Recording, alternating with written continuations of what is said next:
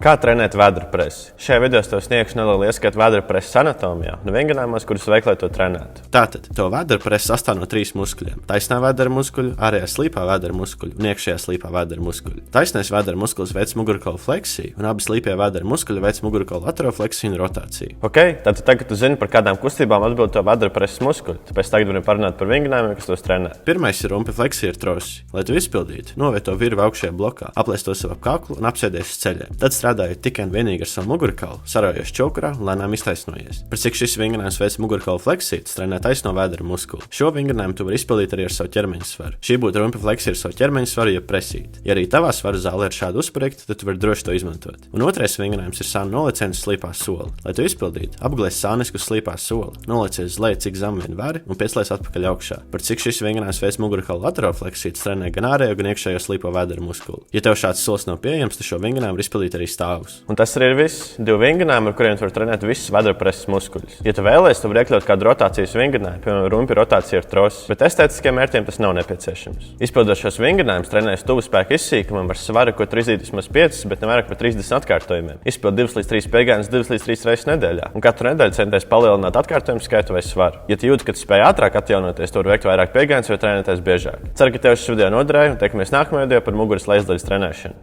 Čau!